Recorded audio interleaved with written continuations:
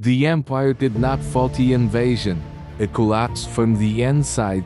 Cleopatra VII, the last queen of Egypt, inherited a kingdom already weakened by debt, political infighting, and foreign influence. The Ptolemaic Empire had once ruled the eastern Mediterranean, but by the time Cleopatra took the throne in 50 e Banco Central Europeu, Egypt was no longer truly independent. Rome controlled its economy, its politics, and eventually, its fate.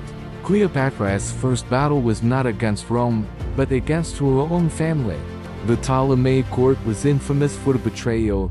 Siblings married, plotted, and murdered each other to hold power. Cleopatra was quickly pushed out of rule by her brother and rival courtiers, forcing her into exile.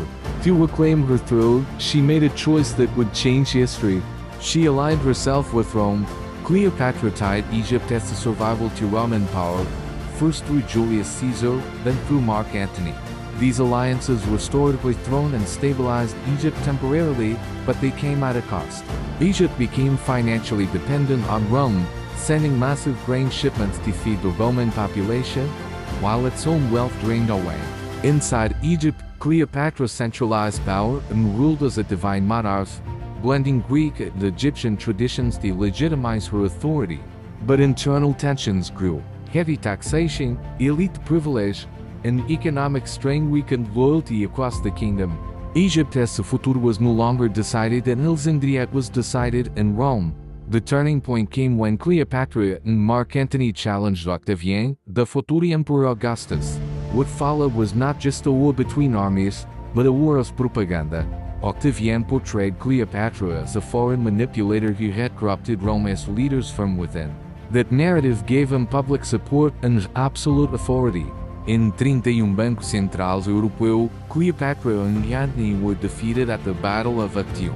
Egypt's military power was broken. Within a year, both were dead.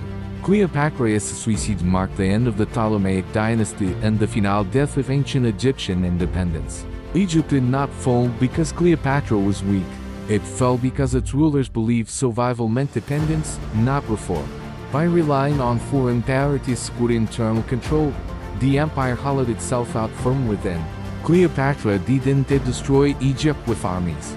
She destroyed it through alliances that traded independence for temporary stability, a decision that turned a great empire into a Roman province. History remembers her as a queen of beauty and intrigue, but her true legacy is a warning. When power is sustained by outsiders, collapse is only a matter of time.